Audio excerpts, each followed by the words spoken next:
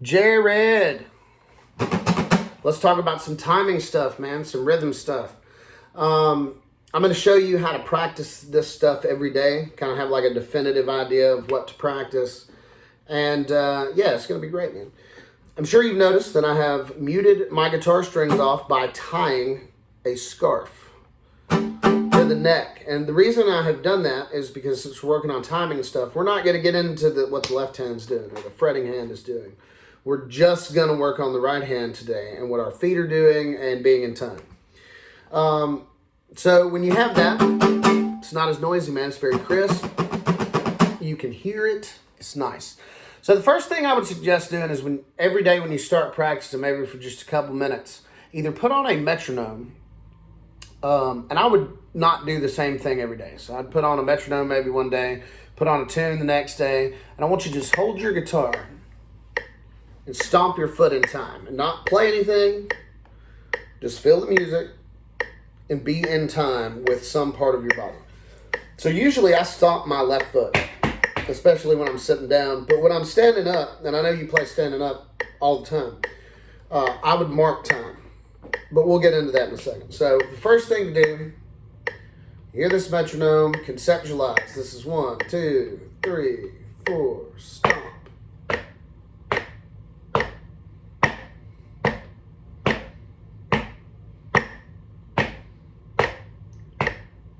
And just get where that's comfortable. You're just holding the guitar, you're stomping, you are in time. No more complicated. Just hold the guitar and stomping. And see, if you're standing up, and you can do this when you're sitting down. I usually stomp my left foot because I don't want my guitar to bounce everywhere. But especially when you're standing up, you could mark time. So if you had 1, 2, 3, 4, left, right, left, right, left, right, left, right.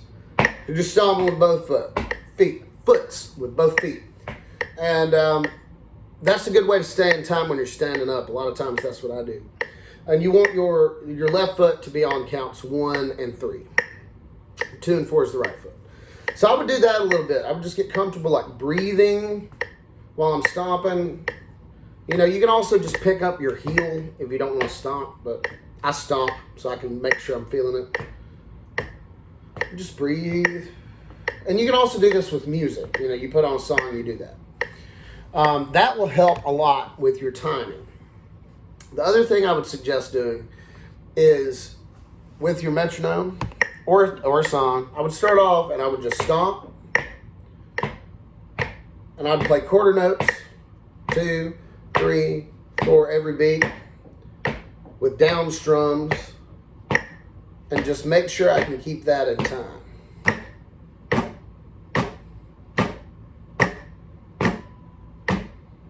And then I'm not struggling to find the time.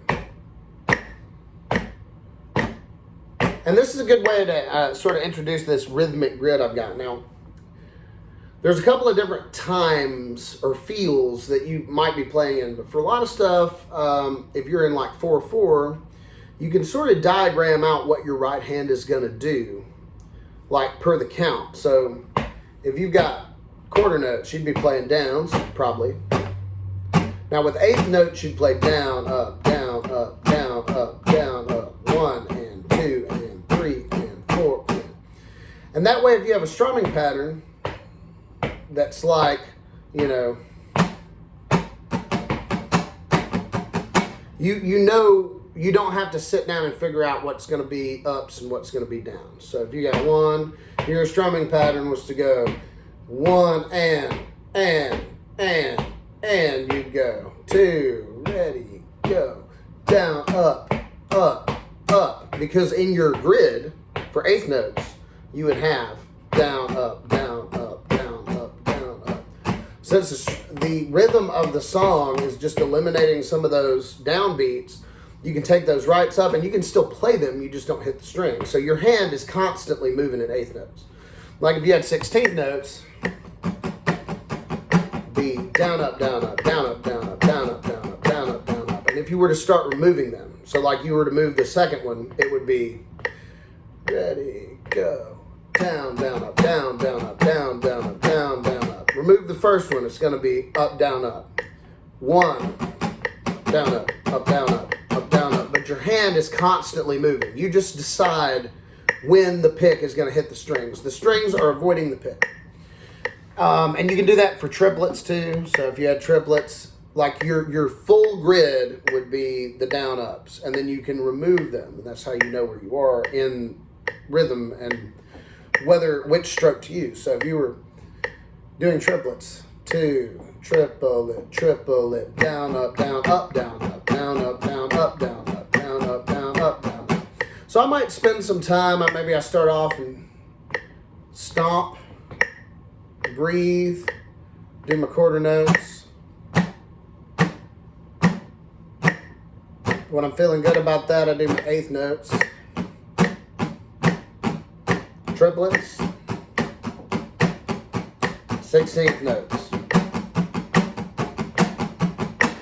And what that's going to do is when you have songs, you will already be familiar with that. And so, like, for instance, I pulled up some karaoke versions of songs just to give you an example of how to use this sort of grid and timing sort of situation. So this is Knocking on Heaven's Door, right? It's an easy song. 3, 4, down, up, down, down, down, down, down, down, up is your grid. And he's going.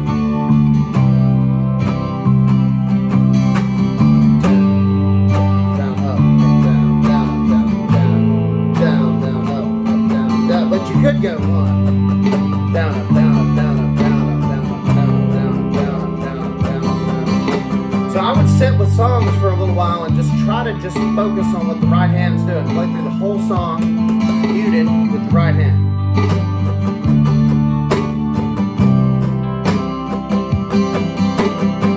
And it doesn't have to be the same every time. Like, you can vary. It doesn't have to be one strumming pattern for 2. But you're focusing on just lining up what your right hand is doing with the tempo of the song. You can even pick to, like, just play quarter notes through this, and you would still be working on your time. 8 notes, 16 notes, stomping or marking time.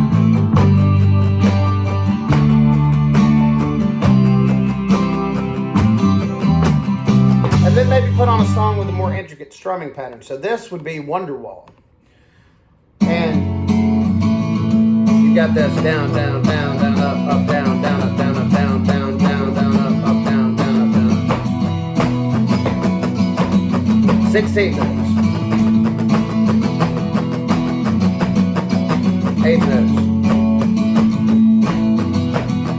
Quarter notes.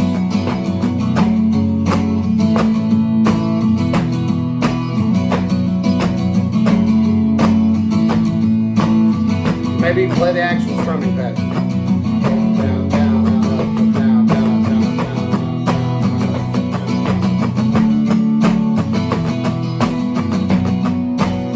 Marking time.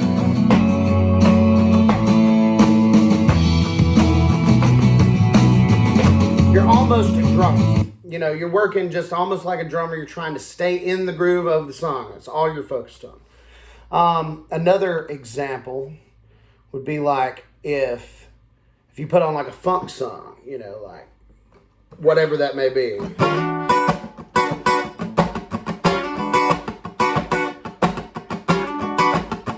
And see, you don't really have to know the song, you know, because you're not having to play chords. You're just trying to groove with the music. So this is where our funk song.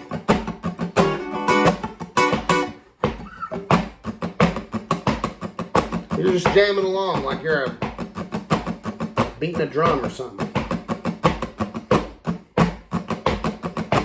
And you'll find that really builds up your tempo and your sense of meter and your sense of, like, am I grooving with the other person or with the record, or am I conveying the groove that I'm trying to convey?